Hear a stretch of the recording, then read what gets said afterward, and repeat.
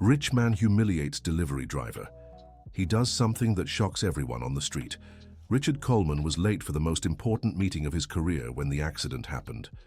His red Lamborghini had lightly scratched the delivery bike that cut him off at the traffic light, and now he felt all the pent-up anger from the past months exploding at once.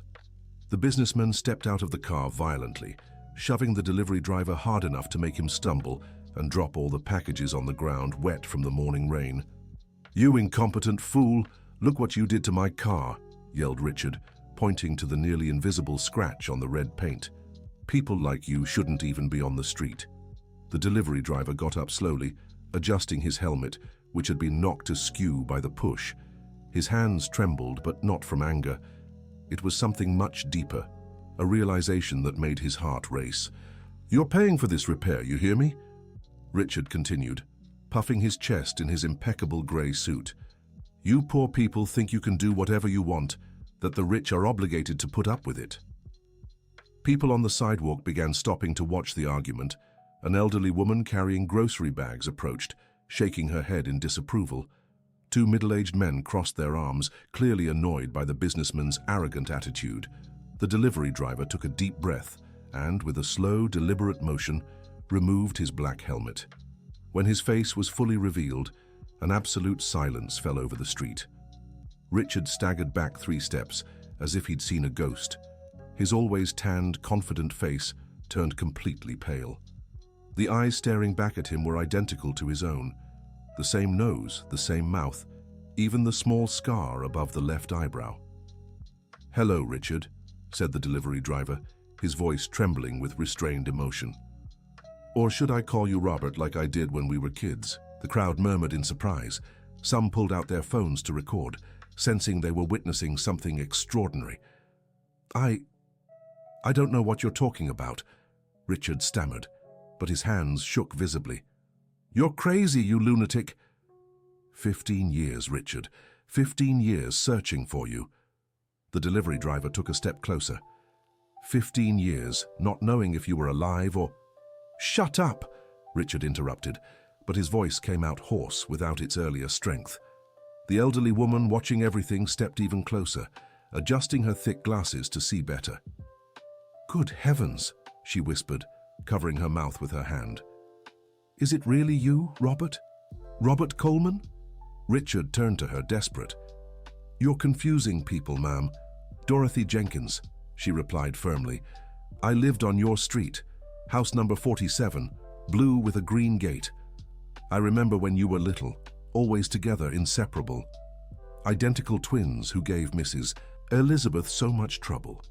Dear listener, if you're enjoying the story, don't forget to like and especially subscribe to the channel. It helps us a lot as we're just starting out. Now, continuing. The mention of their mother's name hit Richard like a punch to the gut. He staggered, leaning against the hood of the Lamborghini. "Our mother," said the delivery driver, who we now know is Robert. "She's still waiting for you, Richard. Every day she leaves the door unlocked, thinking you'll come back." "Stop it!" Richard shouted, but tears welled in his eyes. "I don't have a family. I built everything on my own." Robert pulled a yellowed photo from his leather jacket pocket. It showed a thin woman lying in a hospital bed with 2 young boys beside her. "Remember this. It was the day she had pneumonia and almost left us. You held my hand and promised you'd never abandon me." Richard looked at the photo and his knees nearly gave out. The people around them began to get emotional too, some women discreetly wiping their eyes. "That was a long time ago," Richard murmured. "I was just a kid." "You were 17 when you ran away from home," Robert continued, putting the photo away. "You left a note saying you were going to try your luck in New York, that you'd come back rich to take care of all of us." The crowd grew. A mustached man selling newspapers on the corner approached, recognizing the situation. Richard Coleman?" he asked. "Are you the owner of Coleman Construction?" Richard nodded reluctantly. "I've been delivering food to your building for 2 years," said Robert, his voice growing stronger. "The office building on Wall Street, twice a week, sometimes 3. I always looked at the company name and wondered if it was a coincidence." You work in my building?" Richard was clearly shaken. 15th floor, suite 1502. Blonde secretary named Amanda. Always orders a veggie sandwich without tomatoes. Robert smiled sadly. How many times have you passed me in the elevator without recognizing me? Richard opened and closed his mouth several times, unable to speak. But I always recognized you, Robert continued. Even in that expensive suit, even with that car, even pretending to be someone else. You still make that face when you're nervous, just like when we were kids, and Mom caught us misbehaving. Indeed, Richard was making that exact expression at that moment, pressing his lips to the side. An elegant woman stepped out of the passenger side of the Lamborghini. She wore a navy blue dress and understated but expensive jewelry. Her blonde hair was pulled into a perfect bun. "Richard, what's going on here?" she asked, clearly irritated. "We're going to be late for lunch with the investors." Robert looked at her, and his expression changed completely. His legs trembled, and he had to steady himself against the motorcycle. "Jennifer," he murmured. The woman looked at him carefully for the first time, and her face turned as white as paper. Robert?" she stammered. "You two know each other?" Richard asked, looking back and forth between them. We dated," Robert said slowly, "for 3 years, until she disappeared from my life without a word, no explanation." Jennifer swallowed hard. The crowd was growing, and some people had started openly filming. "That was a long time ago," she said, avoiding Robert's gaze. 15 years, Robert nodded. "Around the same time my brother disappeared." He looked directly at Richard. "What an interesting coincidence, don't you think?" Richard and Jennifer exchanged a guilty glance that didn't go unnoticed. "Robert," Jennifer began, but he raised his hand. "You don't need to explain anything, Jennifer. Now I understand everything." He laughed bitterly. "So you both vanished around the same time. How naive I was to think they were separate things." A woman in the crowd let out a, "Wow, how scandalous," which made others murmur in agreement, indignant. "It's not what you're thinking," Richard said desperately. "Oh, really?" Robert pulled a crumpled letter from his jacket pocket. "This letter arrived for you at our house 2 months after you ran away, from the bank, approving the loan you asked for to start your first business." Richard turned even paler. "The problem is you used my documents, Richard. You said you were Robert Coleman, not Richard Coleman." Robert unfolded the letter for everyone to see. "My SSN, my driver's license, for 2 years, until you could officially change your identity."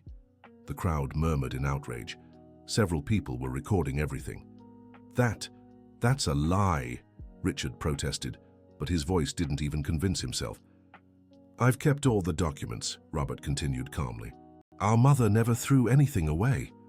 She said that one day you'd come back and want your things." Jennifer pulled Richard by the arm. "Let's get out of here. This is turning into a circus." "No," Robert said firmly. "Not this time. 15 years running, Richard. 15 years leaving our mother suffering, blaming herself because you left." "How is she?" Richard asked, almost voiceless. Robert took a deep breath, and the tears he'd held back until then began to fall. "She lost her sight 5 years ago." His voice broke. "From crying so much over you. The doctors said it was stress, depression. One day, she just stopped seeing. The street was completely silent. Even the children had stopped playing.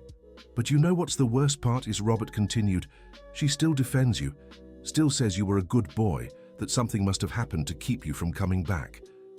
Richard was openly crying now, tears streaming down his face without any attempt to hide them. "Robert, You what?" Robert interrupted. "Were you going to come back one day? Were you going to help when she got sick? When we lost the house because I couldn't pay the bills alone?" "You lost the house," Richard murmured. "We've lived in a boarding house for 10 years, a tiny room that barely fits her bed." Robert wiped his nose with the back of his hand. "But she doesn't complain, never complains about anything." A man in the crowd, wearing a security uniform, stepped forward. "Sir," he said to Robert, "I work in a commercial building right around the corner. I've seen this guy arriving in a luxury car several times. If he's your brother, and as rich as he seems, why has he never helped you?" Richard turned to the man. "You don't understand. It's not that simple." "Not simple how?" The man crossed his arms. "Helping your own family?" "I couldn't come back," Richard exploded. I made choices. Buell. What choices? Robert asked. Stealing my identity. Stealing my girlfriend. Jennifer finally spoke. Robert, let me explain. No need to explain anything, Robert said, looking at her sadly. I understand perfectly. He was more ambitious, had more charm, promised a better life. Who would choose the brother who stayed behind to care for a sick mother? It wasn't like that, Jennifer protested. Then how was it? A woman in the crowd asked. Tell us the truth already. Dear listener, if you're enjoying the story, don't forget to like and especially subscribe to the channel. It helps us a lot as we're just starting out. Now, continuing, Jennifer looked around, seeing all the accusing stares directed at her. When Richard showed up in town, he said Robert had agreed to everything, that you two had talked and decided it was better this way. Lie! Robert shouted. I woke up and you two were gone. No note, no explanation, nothing. He said you were dating someone else, Jennifer continued, her voice trembling. That you didn't want to hurt me, so you asked him to tell me. Richard closed his eyes, knowing the truth was coming out. And you believed that? Robert asked, incredulous. 3 years dating me and you believed a story like that? He showed me pictures, Jennifer murmured. What pictures? Of you, hugging a girl, kissing her. Robert clenched his fists. What girl, Jennifer? A brunette with short hair. Melissa, Robert asked. My cousin, Melissa. Jennifer's eyes widened. Your cousin? Melissa, Uncle David's daughter. She came from Texas to spend the holidays at our place. Robert glared at Richard with hatred. You took pictures when I kissed her cheek goodbye. Richard couldn't look at anyone anymore. Oh my God, Jennifer murmured, covering her mouth. Richard, you lied to me. I was in love with you, Richard said quietly. Ever since I was little, I saw how easily my brother got along with girls, how everyone liked him. When you two started dating, I was eaten up with jealousy. So you planned all this? Robert asked, incredulous. It wasn't like that. Richard defended himself. I really wanted to go to New York to try my luck, but when I saw the chance to win Jennifer over. You ruined my life, Robert shouted. You ruined our mother's life. I was going to come back, Richard protested. I was going to bring you both once I was settled. 15 years, Richard. 15 years. A man in a suit who had been watching everything stepped forward. He carried a leather briefcase and looked like a lawyer. Excuse me, he said. My name is Mr. Michael Johnson. I'm an attorney. I overheard the entire conversation and would like to offer my services to you pro bono. He handed Robert a card. Identity theft is a serious crime, especially when used for financial gain. Richard turned even paler. It won't do any good, he said desperately. I legally changed my documentation years ago. Everything's above board now. That doesn't matter, the lawyer replied. The original fraud is still subject to investigation, and I'm certain there are other irregularities in your company we can uncover. An elegant woman quickly approached the group. She wore a pink blazer and carried a large purse. Richard, she called, I finally found you. Richard turned, and his expression grew even more desperate. Amanda, what are you doing here? I've been searching all over the city for you, she said breathlessly. You need to come back to the office right now. Why? Amanda glanced around, noticing the crowd. Those documents you asked me to file in the safe, I found other things with them. Richard went white. What? What things? Old papers, with another name, Robert Coleman. She looked at Robert. Is that you? Robert nodded. What exactly did you find? The lawyer asked. Amanda hesitated, glancing at Richard. You can tell them, Richard said resignedly. It'll all come out anyway. Contracts, loans, business registration documents, all in Robert Coleman's name, and also... She paused. And also what? Robert pressed. Statements from a bank account that's still active, in your name, with a lot of money. The crowd murmured in surprise. What account? Robert asked. Richard hung his head. An account I opened to put money aside for you both. What do you mean? Every month I've been depositing money into that account for 5 years. Richard spoke without meeting his brother's eyes. But I never had the courage to reach out and give you the account details. Robert stared at him in disbelief. You're telling me for 5 years you've been putting money into an account I never knew existed, while Mom and I struggled.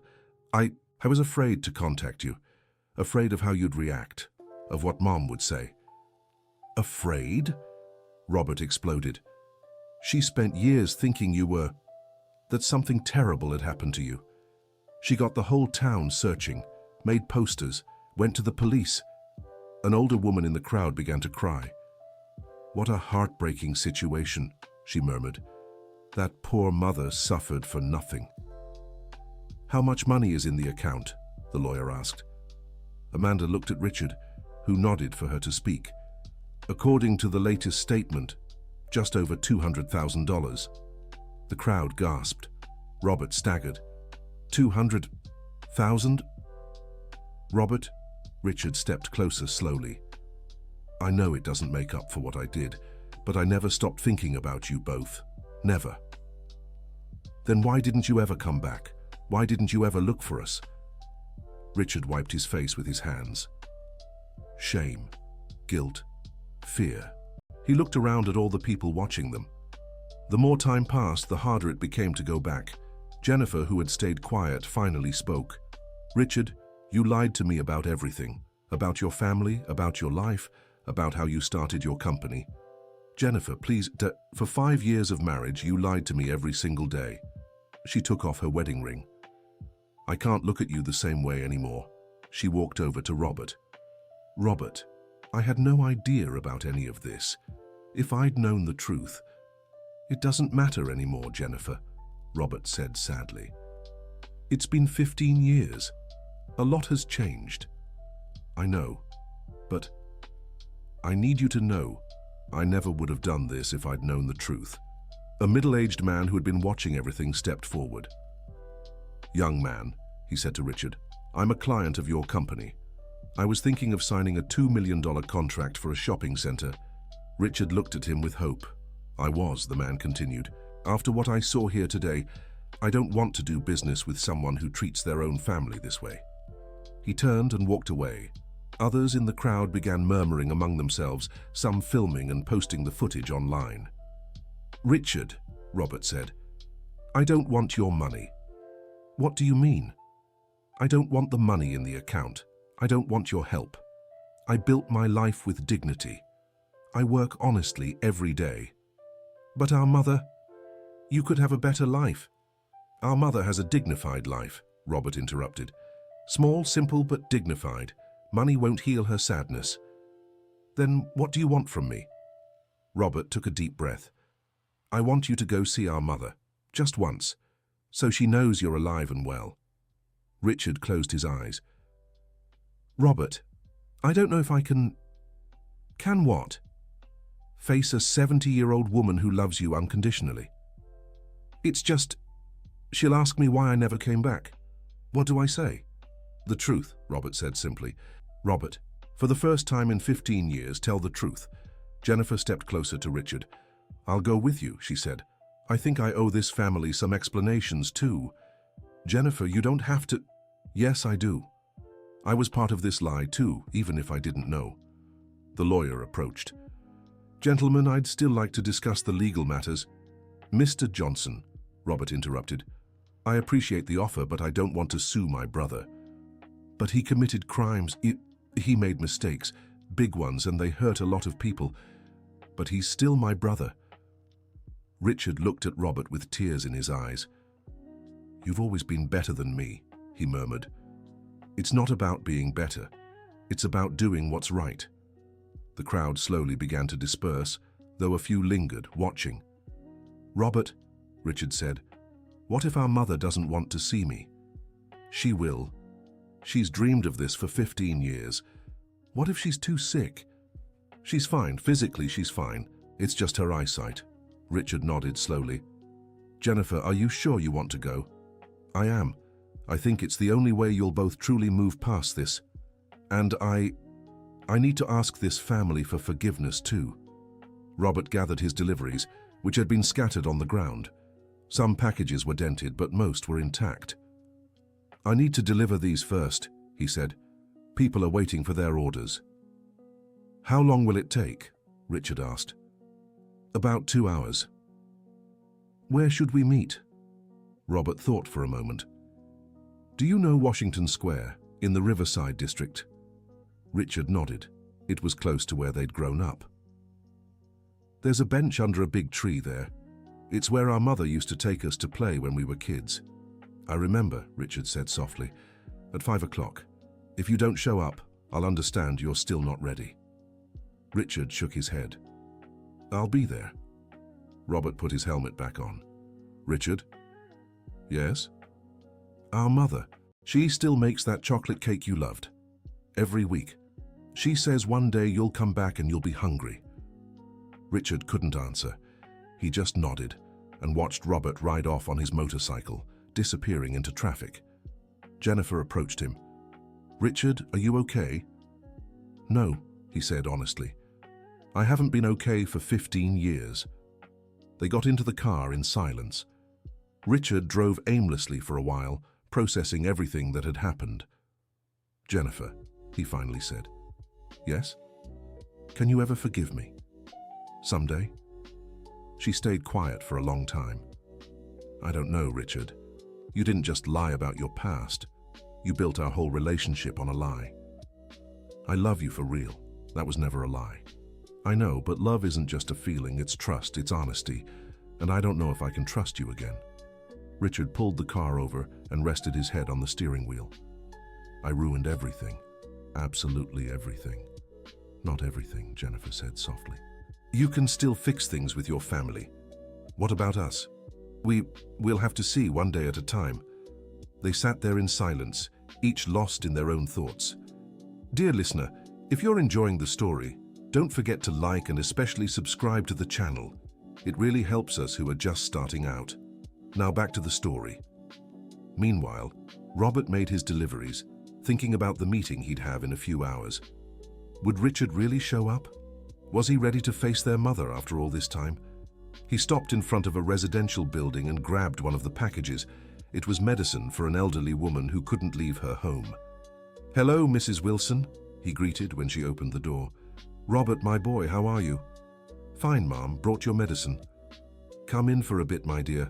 I made some coffee." Robert checked his watch. He still had time. Just a quick minute, then. He stepped into the small but well-kept apartment. Mrs. Wilson was 80 and had lived alone since her husband passed. "Robert, you seem different today," she said, pouring the coffee. "Did something happen?" "Why do you ask?" "I've lived a long life, my dear. I can tell when someone's carrying a heavy heart." Robert smiled sadly. "You're right.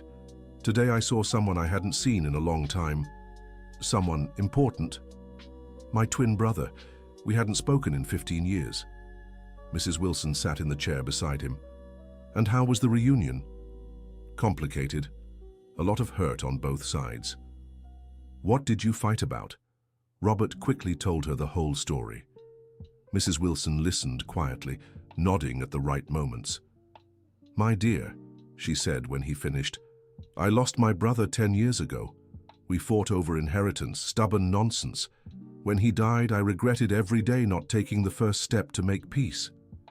But what he did to me was really serious, Mrs. Wilson." "It was, but he was also very young when he did it. People change, Robert, and from your story it sounds like he regrets it. Do you think I'm doing the right thing by giving him a chance? I think you're doing the right thing by thinking of your mother first. She deserves to have both her sons back." Robert finished his coffee. "Thank you, Mrs. Wilson. You always know what to say. It'll all work out, my dear. I have faith." Robert finished the rest of his deliveries with a lighter heart. Mrs. Wilson was right. No matter what happened between him and Richard, their mother deserved to have her son back. At exactly 5 o'clock he arrived at Washington Square. The tree he'd mentioned was there, bigger than he remembered. And beneath it, on the wooden bench, was Richard.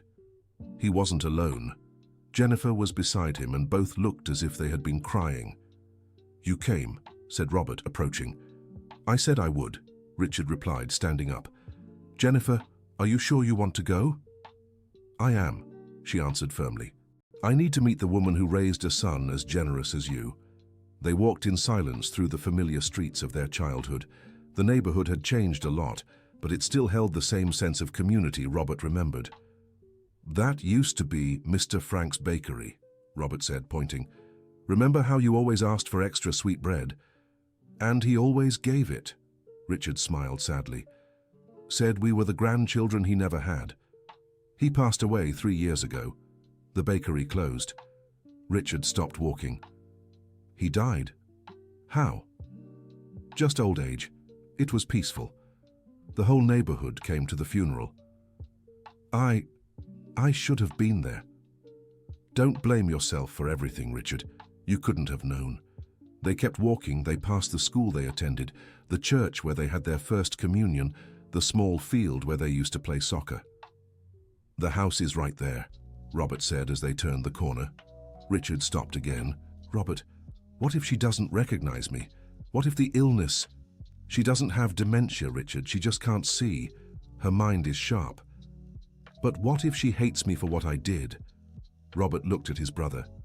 "Our mother has never hated anyone in her entire life. She won't start now." The boarding house was a small 2-story building, painted in faded yellow. They climbed the stairs to the second floor and stopped in front of door number 7. Robert knocked softly. "Mom, it's me." "Robert, you're early today, my son." The door opened and a small woman appeared. She had grey hair tied in a simple bun, wore a clean but patched floral dress, and her eyes had the milky whiteness of blindness. "I brought visitors, Mum." Mrs. Elizabeth tilted her head as if listening for something. "Who is it, my son?" Richard was frozen. His mother had aged far more than he expected. She was thinner, more fragile.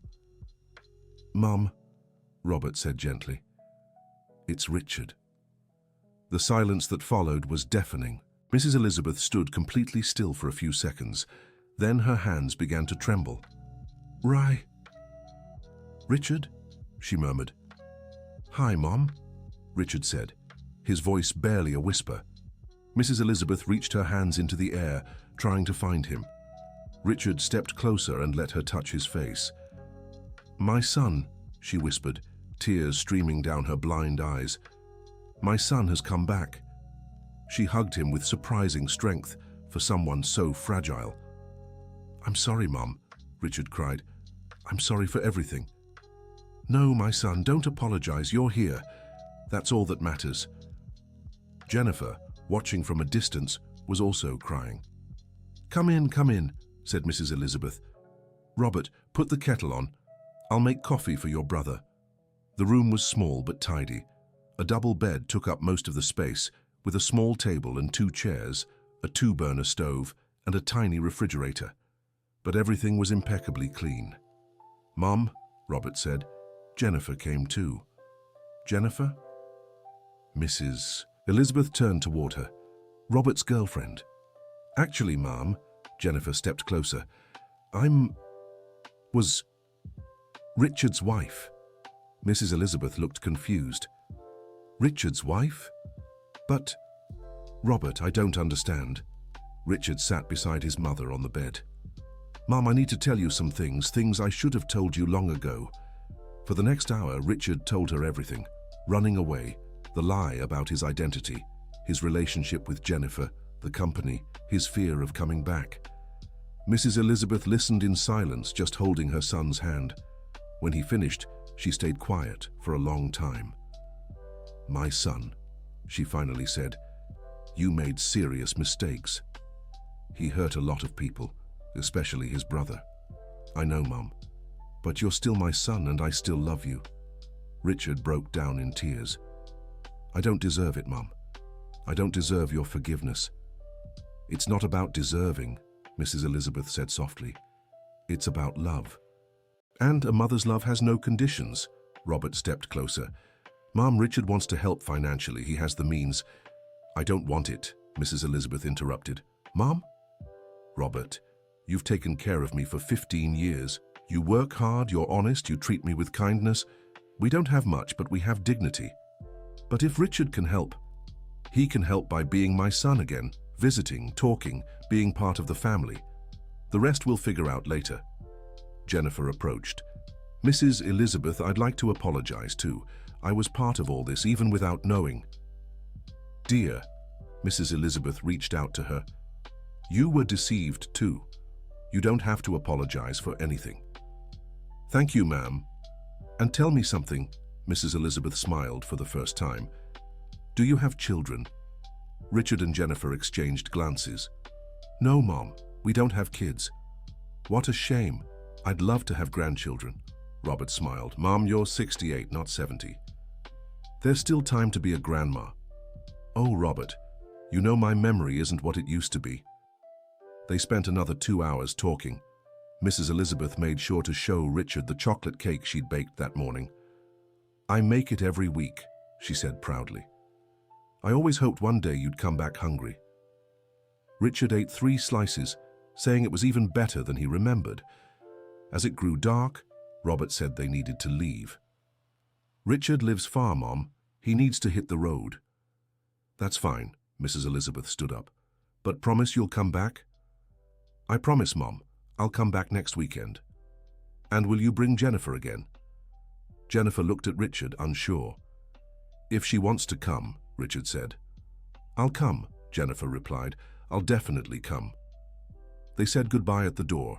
Mrs. Elizabeth hugged Richard tightly. My son, you've built a good life. You have a company, a beautiful wife. Now there's just one thing missing. What, Mom? Forgiving yourself. You've carried this guilt for too long.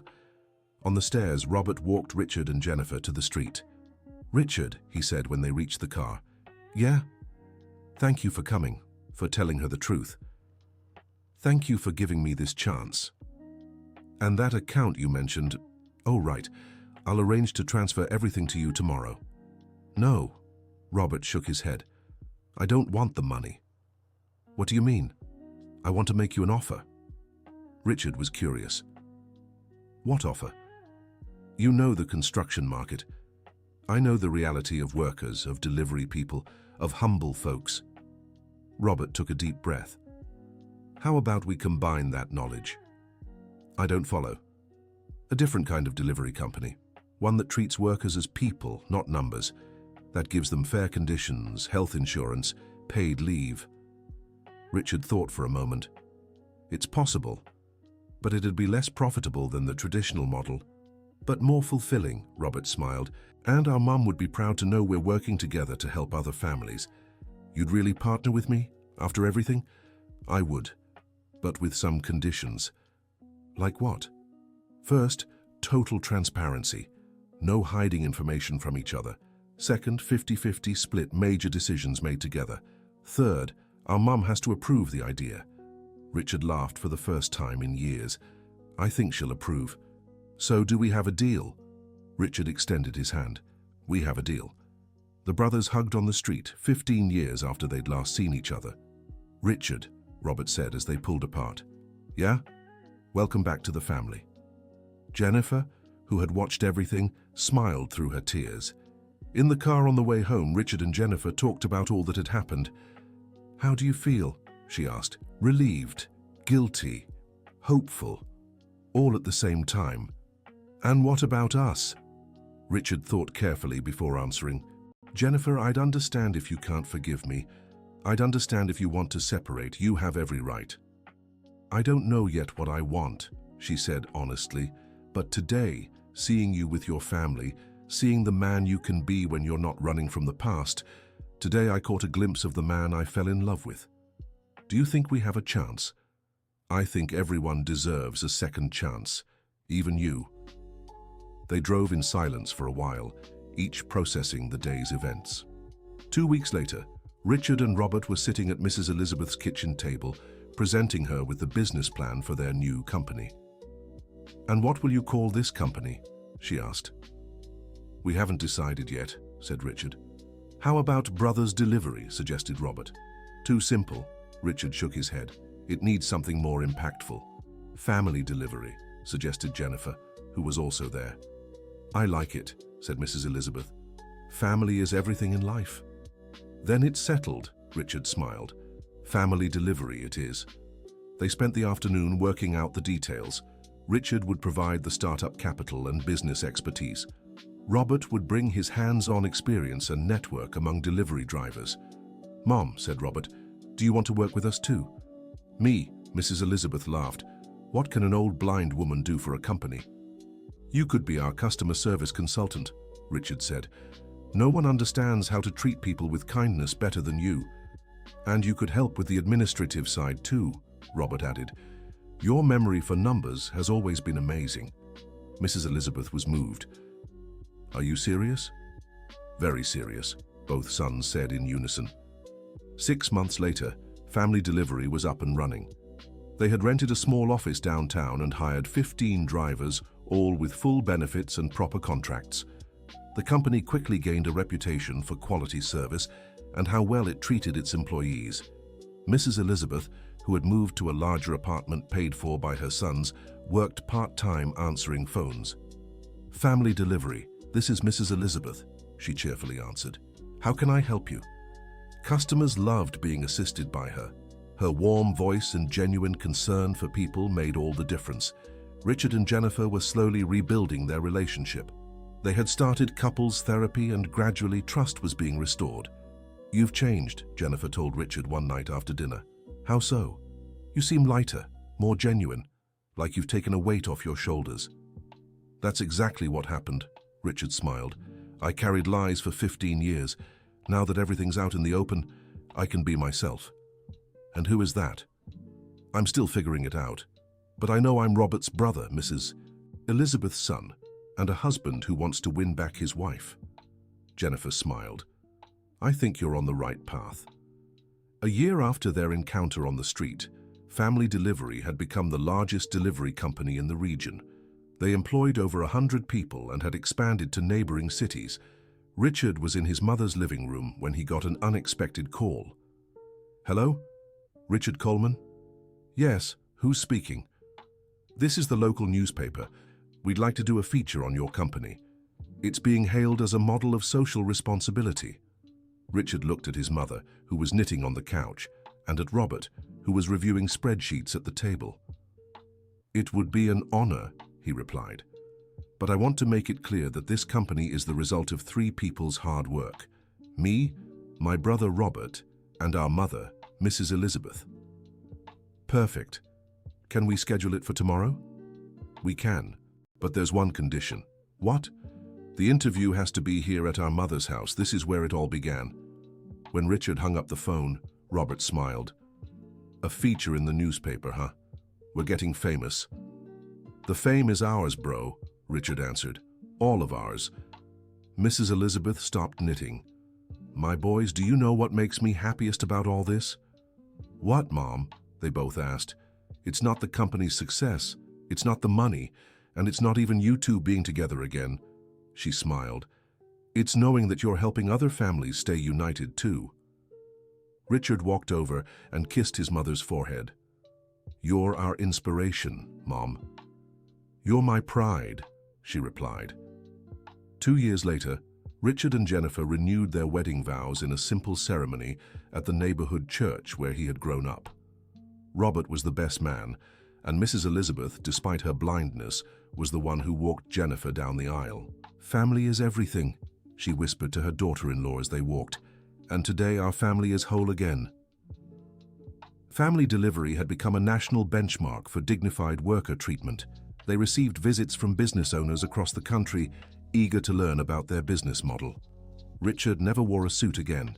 He preferred the company shirt, just like all the employees. Robert had bought a new motorcycle, but still made deliveries once a week to stay connected to the workers' reality. "You know what I've learned from all this?" Richard said to Robert one evening as they planned the next day's routes. "What?" "That success isn't about money or status. Success is being able to sleep peacefully, knowing you did the right thing." "And do you sleep peacefully now?" Richard smiled. "For the first time in 15 years, yes." At the nearby table, Mrs. Elizabeth took another call. "Family Delivery, this is Mrs. Elizabeth. Yes, dear, we have drivers available, and you can be sure your order will arrive with care because here, We treat everyone like family." Robert and Richard exchanged a glance and smiled. That small, blind woman had been the anchor that held their family together, even in the hardest times. "Mom," Richard said. "Yes, son?" "Thank you for never giving up on me." "A mother never gives up on her children, Richard. Never." The end. And what about you, dear listener? What did you think of this story of reconciliation and forgiveness? Do you believe Richard made the right choice by facing his past? Tell us in the comments how you would react in a similar situation. If you enjoyed the story, don't forget to leave a like, and most importantly, subscribe to the channel so you don't miss other heartwarming stories like this one. Thank you so much for your company.